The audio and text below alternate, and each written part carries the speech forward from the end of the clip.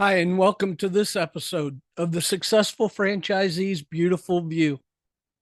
If you're exploring any of the brands in the family of Phoenix brands, you don't want to miss this conversation I had with their director of franchise development and my friend, Eric Redden. We talk and focus in on all the things that they are doing to support and train their new franchisees in this up and coming new brand. Sit back, grab a cup of coffee, and enjoy our conversation.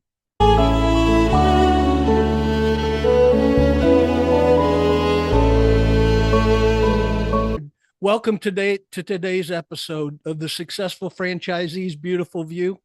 And I am happy to have a conversation today with my friend Eric Redden. He is the director of franchise development for Phoenix Brands, who owns 8 different franchise brands.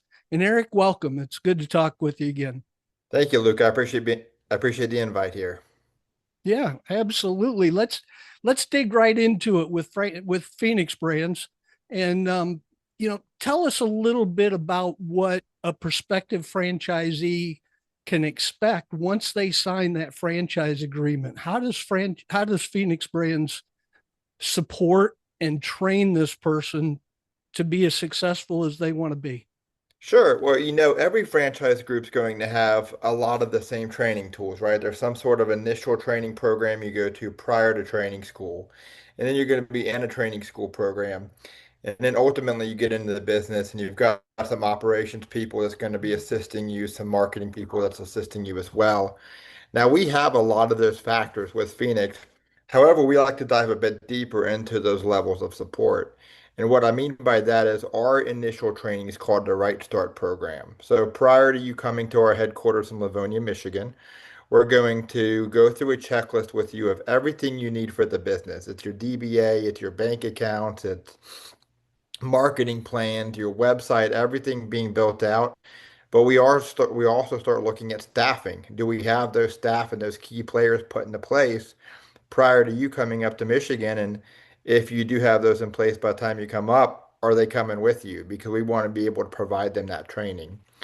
So once you get to Michigan, it's going to be a week of training at our headquarters out of Livonia. It's about 30 minutes outside of Detroit.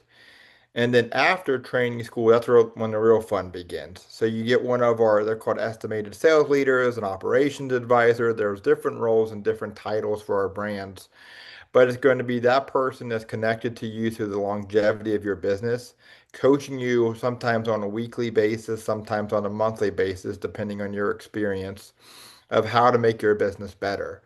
So they're going to go through the P&Ls with you. They're going to go through goal setting. They're going to look at your book of business and make sure that you're getting the tools that you need to continue to grow your business.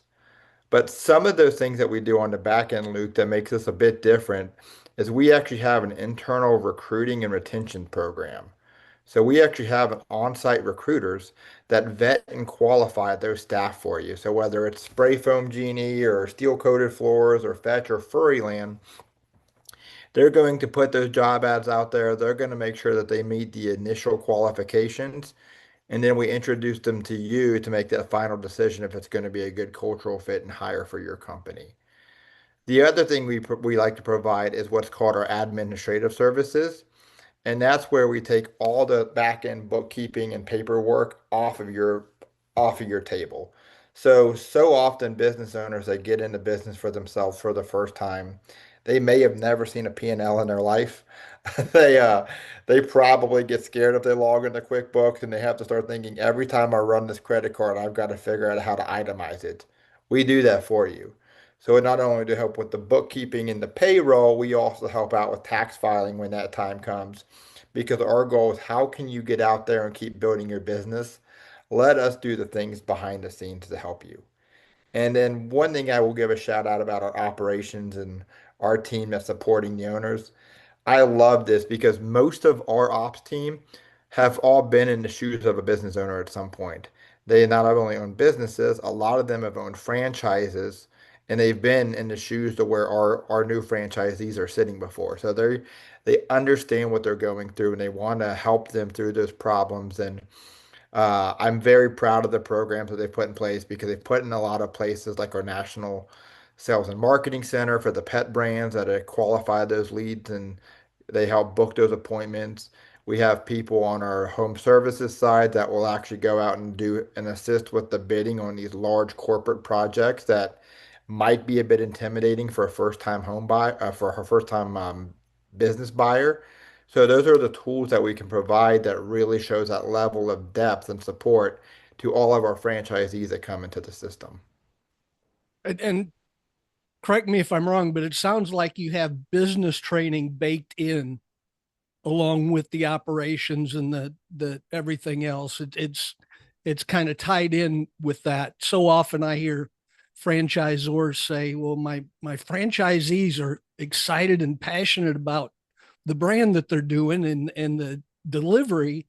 They just don't know how to run a business yet." But it sounds like Phoenix Brands bakes that right into their training. It, yeah, it's put right into that training program because ultimately that's where that training school comes into place is we're going to teach you and we're going to be face to face with you to get you that understanding of this is how you run your business and this is the things that you need to know. And it's simple things that people don't really think about. Sales and marketing. You know, are you going to go out and get involved in the community? Are you going to hire somebody to get involved in the community?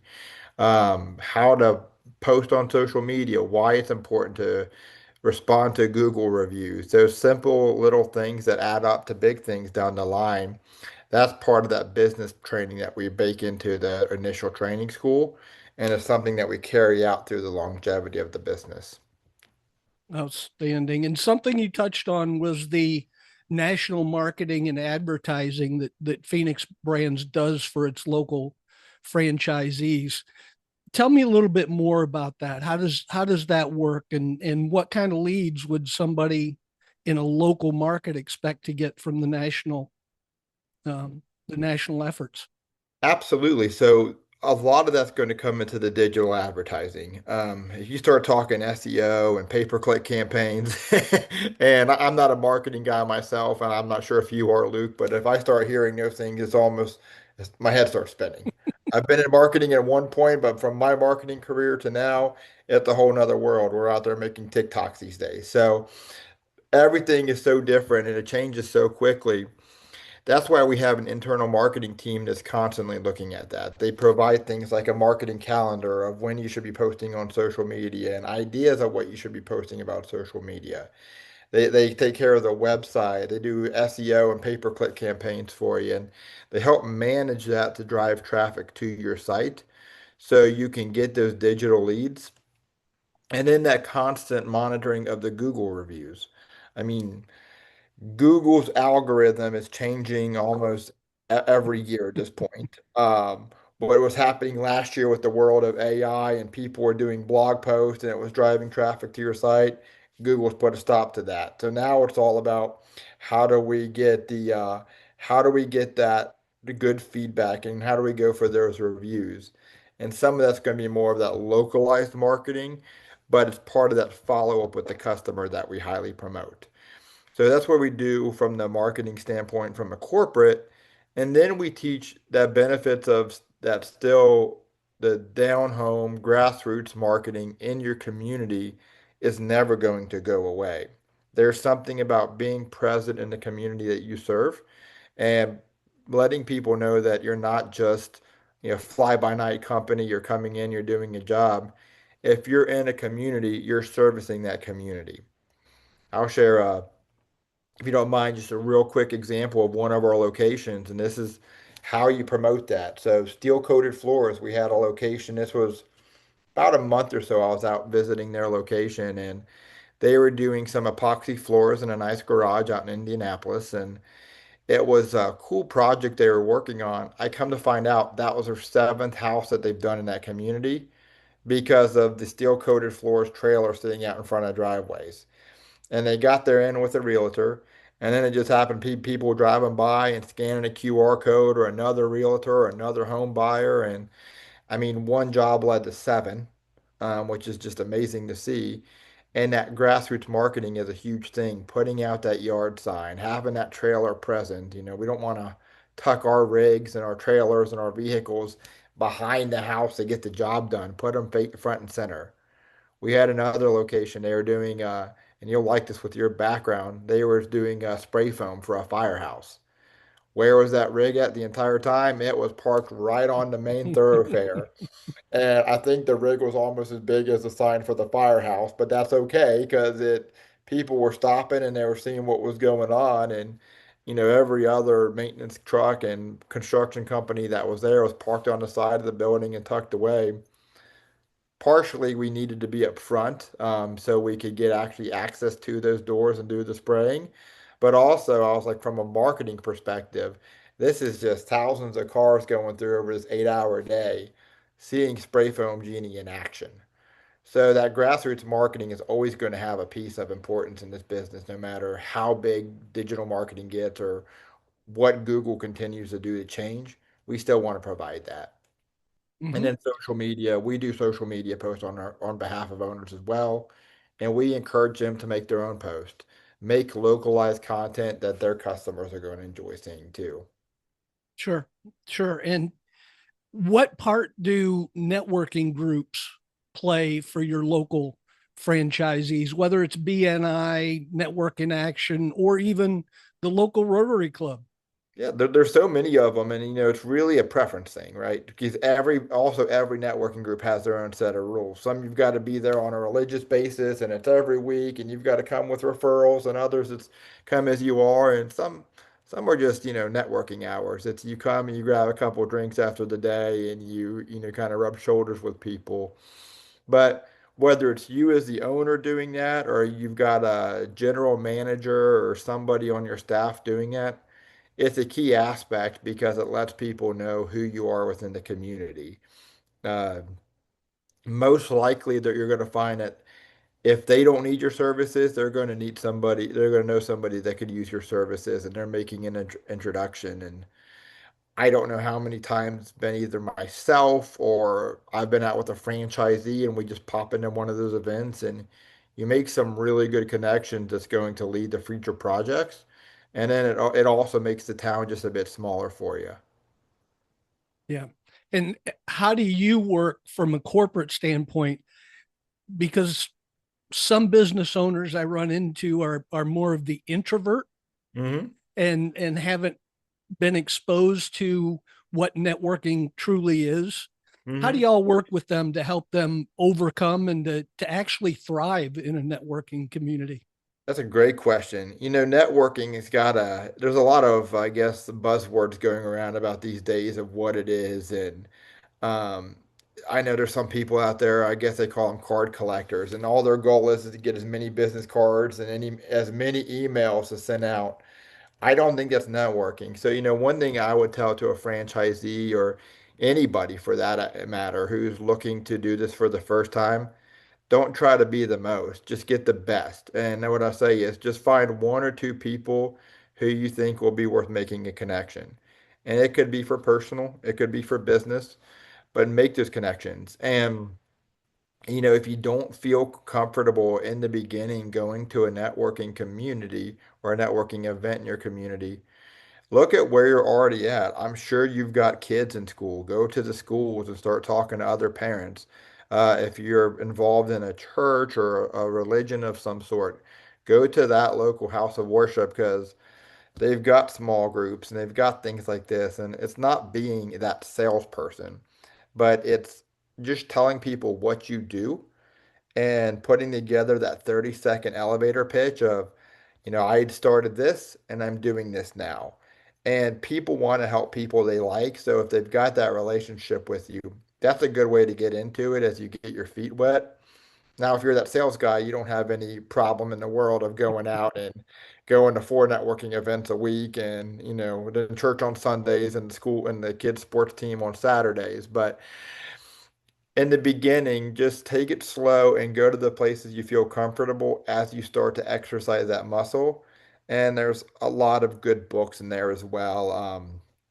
One I always like is there's a book out there called Never Eat Alone by Keith Ferrazzi. I don't know if you've ever heard of it or not, but the whole aspect of just grab, go out and grab lunch, grab coffee, grab dinner with somebody That's networking. You don't have to be out there for 3 hours and throwing out every business card in the world. Just go out there and build one relationship and see where it takes you. And I guarantee you it's going to lead to a lot of other opportunities for you down the line, and you'll be able to help other people too.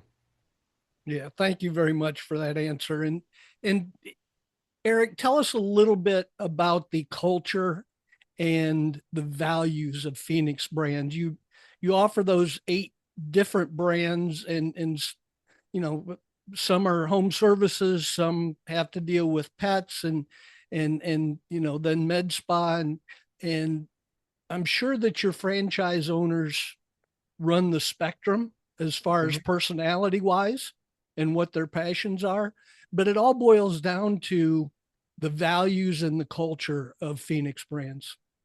Sure, and you're right. That's where it all comes down to. And I think for us, it comes down to one word I always like to use is legacy. What's the legacy you're going to leave? Greg Long and his wife Maria Long, they've been in franchising for quite a while. Greg's been in franchising for, I think he says 4 decades now. Maria's been in the role if she's been in operations for a company, she's been a franchisee herself. And they created Phoenix because they wanted to leave a legacy for their kids. All three of their sons are involved in the business, and we like to run our family, our business as a family. So everybody within the organization is very close, and we're close to our franchise owners too. So it's not just about doing business, but it's catching up and having conversations with them. And I think there's something of value to that because if you're with a larger organization or a larger company, it's you fill out a form, you might get a call back from your operations person in a week or so, depending on scheduling. Ours is, and I don't know how many times I've been sitting there at dinner and Kevin Long, who's Greg's oldest son, might get a, or yeah, Greg's son, oldest son, might get a phone call, and he's as a franchise owner wanting to catch up because they're out on the, out west, and we're in the Eastern time zone, and they say, hey, we just had a couple questions we wanted to run by you. It's picking up at the phone and talking to them because their business is as important as ours. So we want to make sure that they're successful and we're giving them the tools to do well. And then the other piece of it is, Phoenix has only been around since 2020. It's got an interesting story. They acquired their first brand in March of 2020, March 1st. And then we all know what happened to the world about a week later. So there's been a lot of iteration of what we've had to do to go through with growth and scaling these brands. So looking at the next chapter, I'm excited to see the people who we bring through the process of learning about our brands and myself as the director of development for the brands. That's not a light task. It's making sure that people are a good cultural fit, that they feel like that we're a good fit for them, and ultimately that going into business together is going to be seen as a productive partnership where we're going to grow together rather than it being more transactional. And I'm really excited to see what that looks like for the future of this company too. Yeah, that's great. Now you've been with Phoenix Brands since the beginning of the year. hmm What do you like best about working with this brand? Another great question. I love these. So I would say for me, the biggest is, and I'm going to go back to that sense of family, right? It's not to be biased, but a lot of us there are Midwesterners. The company's based in Michigan. I'm right on that Cincinnati border. I know you're in Ohio. But we're Midwesterners through and through. Everybody's welcoming, everybody's friendly, and it's that thing to where I know I could pick up the phone and call anybody in the company whenever I need it to, whether it's Greg or Maria or anybody on our operations team. We're always a phone call away, and then that in-person camaraderie. So when you're up there and you're in the office, a lot of us work remote, but when you were in the office, it's like that conversation you're having with friends where it just picks up from the last time. You're out at dinner in the evenings, you're catching up, and we're excited as the brands continue to grow, and we host a couple of these franchisee conventions and conferences and things like that, to where we'll be able to have that same sense with our franchise owners. Bring them in, give them the tools that they need, and everybody grows together. But also they know that they're not alone. There's I always like to use that African proverb, and I'm sure you've heard it. You know, how do you go how do you go far and fast but you go alone? How do you go fast? You go alone, but how do you go far? You go together. And that's what it is. It's you're not on an island. You're doing this with other people. And I always tell people when they're coming through our process and they go eventually to a meet the team day and they get to meet our people behind the scenes. So you're going to be talking to somewhere between 15 to 20 people that day. And even though it sounds like a lot, each one of those people touch your business in one way or the other on a daily basis. It might not be directly of us talking to each other, but they're doing something to help your business go forward. And that just means a lot to me that there's that much interaction and that much support going into our franchise system. Well, and that brings up a great point because one of the biggest factors that I see in my role for determining whether somebody's going to be successful or not as a franchisee is their engagement with the franchisor. Mhm. How do y'all encourage your franchisees to engage on a regular basis with the corporate office? You know, it's that thing to where I feel like some people think that they might be bothering you and they don't want to reach out, but it's not the case. Let us know what you need help with. Now, obviously, we can't go out and run the business for you, but we can give you all the tools that you need. And I guarantee if there's something that you're coming across, there's somebody on our team that can help you find the solution. And, there's the world that we're in today, and things are moving so quick, and it's such an automated world, I would say, with everything. There's still something about having those personal conversations, and that's what I love to see is when they have those calls with the franchise owners, how are we moving beyond just saying here's the XYZ of what you need to do, but also the tools and the plan of how to get there. And if it's not one of our corporate teams, it's a franchisee that's done it. Being a newer company and being around for 5 years, there's different things that franchise owners come across daily, and there's different hurdles that they're coming across daily. So something that was the most impressive job that a franchisee's ever worked on 2 years ago is probably about to be surpassed the next year and the year after. And those jobs just keep getting bigger and bigger. And as those jobs get bigger, the collaboration between franchisees are going to get bigger because they're going to need assistance on those jobs. But it's a win for the whole system. It's a win for the brand.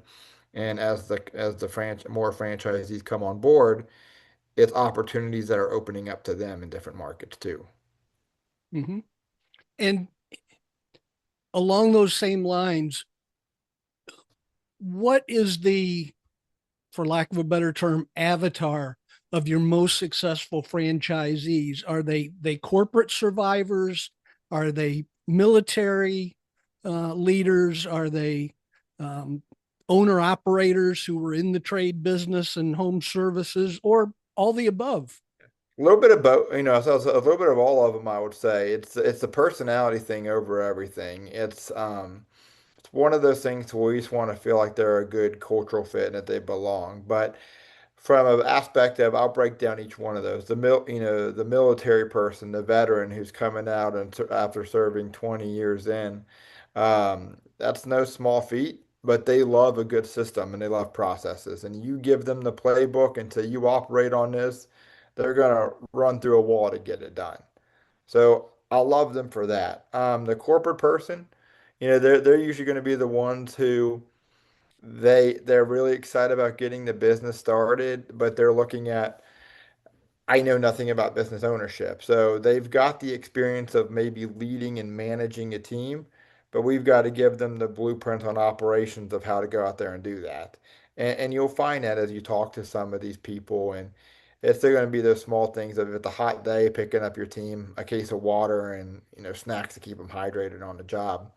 But how can we give them those tools to be successful for that corporate person? We like them. And then there's owner operators. There's a few of them out there. I wouldn't say there's tons of them. Most of the people going into the business, their goal is not to work in the business, but to work on the business. So they're not trying to be squeegeeing the floors or replacing the doors, but they're looking to manage the team that's doing that. And we find that those people, if they are an owner operator, eventually they want to move into that role. And if it's that corporate person, they're comfortable doing that because they've done it in the past, and they're able to keep those metrics and keep those things on track to keep building their business year over year. Yeah, excellent. And what is your role when a new potential franchisee comes into your system and gets introduced to your franchise development team? When do you come into that picture, and how do you help the new potential franchisee find out more about Phoenix brands? Yeah, and again, I'm not trying to be biased, but I think I have one of the most exciting roles in the company. I love what I do. I get to talk to them from day one. I'm the first person that they get to meet within the brand, and it starts with me. So usually the conversation and the way it goes is it's taking them through that journey of discovering the brand and getting a better understanding of us as a company. So as they're going through the discovery, what I'll look at is that initial conversation where we get to know each other a little bit in the beginning, just seeing what their goals are, what their wants, why are they looking at franchising, why that brand specifically. You always hear a number of reasons. With pets, it's usually, well, I love pets. I usually don't hear too many people saying, I love window washing. There might be a couple, but most of it, but that they're looking to build something and they've got their why behind what led them to that conversation today. And then from there, we go through a overview of the brand. We get them some of their initial questions answered. As they're going through the discovery process, I think that second conversation that we typically have is going to be one of the most crucials. And that's going to be talking to our operations and leadership team. They get to join a call to where they see all that back end support that I shared with you earlier, Luke, about what we do to support our owners. And they really get a deep dive into these are the systems and processes that are in place to make sure you can succeed. And if they like what they hear after that call, then I usually like to start talking to them about meeting an owner, giving them a chance to talk to some of our owners that are doing it, as well as me and them going through our franchise disclosure document together. I want to make sure that they understand everything when they're looking at the franchise itself, and they're hearing about these different services, where those fees fall in the FDD. So I like to go through that individually with the person who's looking at the business so they understand what that's looking at from a business owner's perspective and from the perspective of us going into a 10-year agreement together of a partnership. And then if everything's looking good on both of our ends, that's when we will have an opportunity for them to come to our headquarters in Michigan. And it's really about a day and a half activity. We're very adamant on coming there in person because we've worked with the virtual ones. We've done some we've in the past, but our team really likes to meet you face to face. We're going into business together, and I think for this business, it does help to see those tools and those jobs you'll be working with. So meet the people that you'll be talking to and working with, to see the vehicles, to see the rigs, to get a walkthrough. It's just very helpful for your business to see what you're going to be working on and how your business will be structured. And then after that, if everything is looking good and we find that this is the right path we're going for, we start working on putting together that territory and that agreement together to go into the business ultimately.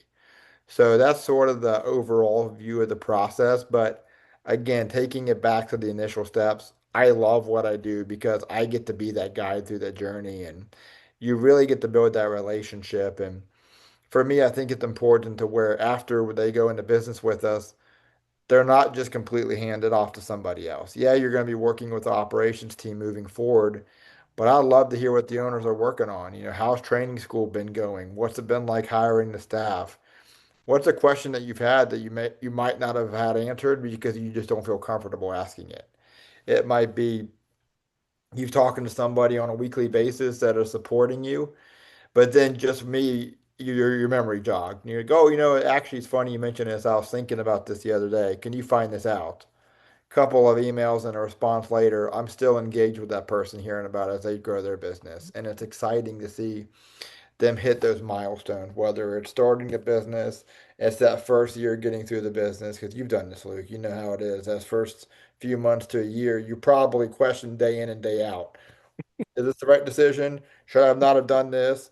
My wife's going to kill me. And it goes pretty much that same circle for a few months. But, you start hitting those milestones and those goals, and then you're celebrating. And it goes from supporting to celebration. And then you want to celebrate their hard work at some point and everything that they've accomplished. And back to that legacy piece, the legacy they're building for their family. And thank you for going through your due diligence process. What's the average length of time somebody can expect from that first phone call with you until the franchise agreement is in front of them to sign? So, and we really move as, fast or slow as they want to. I don't ever want to pressure anybody into doing anything. That's not what we're about. And you'll learn as you meet everybody on our team. But I've seen as little as 4 weeks. But I would say 6 to 8 weeks is typically a good time frame, mostly because of travel. Uh, Again, if you're right in the backyard, you could pop down to Michigan in a Detroit area in a day. But if you're down in Texas or Florida, it's kind of hard to ask you to, hey, next week I want you to hop on a plane and come up to Michigan and, take a day and a half away from the family. So we typically see 6 to 8 weeks as a healthy range there. And that's everything from your initial due diligence to talking to owners, going through the FTD, meeting the operations team, to going up to Michigan and making that decision of moving forward.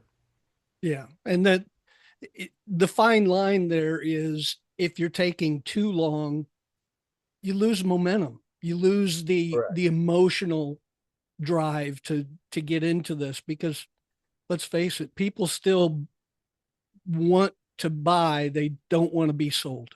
Correct. And that's it. So that momentum has to stay top and center.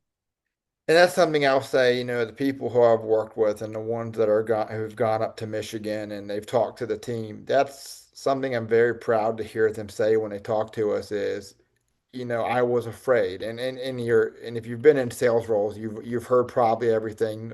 Like I was afraid I was going to go into the Shark Tank or the Lion's Den. And they have this mindset of this slick sales guy that's going to close you on the spot. And I'm like, that's not it at all. So again, being Midwestern people, we like to eat. We're about having that meal the night before. We want to have a good meal and break bread and get to know you. And then the next day, we like to have a day talking about the business where you're going to be getting a chance to meet everybody. And it's not spending hours with each person, but getting a good idea of what each person's role is in that business and where they come in to support you on the back end is a huge part of the business for us.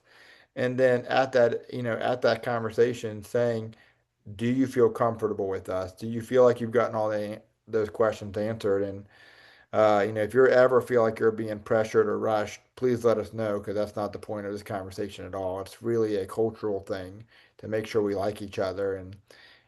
But you don't want to take your feet off the gas, so you always want to make sure that people are getting the tools that they need, and the sooner that they can get through the process, the sooner they can get open and also protect their territory, which is a big part of our thing too.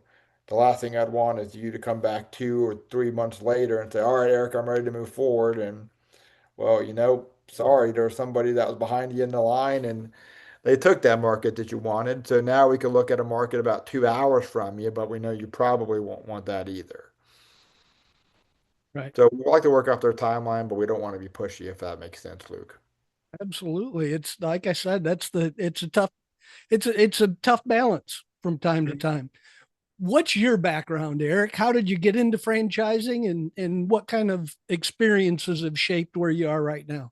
Yeah, so my background, just you always hear this. I say that I've never met a single person in the franchise world that's, oh man, I was going to actually get into franchising from day one. Unless your parents own the franchisor or the franchise organization, you probably had no idea about franchising realistically. That was the same with me. So, after college, I grew up in Northern Kentucky. I went to school. After college, I moved down to South Florida, got into marketing, and I was actually using a local sign franchise to do marketing and signage at our country club that I worked for. And I was the director of marketing and event planning over there, which is quite the role itself. But um, a friend of a friend of mine, he told me about this company he worked for, and it was a privately held, family-owned franchise company out of West Palm Beach, Florida, and I joined them, and that really took me across the country in a few different roles. So I worked my way up into the company, and I was always in development with, I would say, 70, 80% development, 20%, 30% support and franchise owners. So originally it took me from West Palm Beach to St. Louis, Missouri, which was quite the transition in the middle of winter, but great experience out there. Had a chance to manage four different states and support our franchise owners as well as bring in new brands and learn from some of our executive team. Then I moved out to the Carolinas, and us being 10 brands, at one point I was working with all 10 brands in two states in the Carolinas, and they needed some help out west. And I was covering everything from Colorado to California with our team out there and doing flights out to the West Coast pretty often. And then I shifted back into taking on the whole Southeast for our two largest brands for the company. And I did that for a while. Ended up leaving them and starting my own consulting business. So I was working with small emerging franchise brands through the Carolinas that were looking to grow, but they really didn't know what kind of tools that they needed to grow.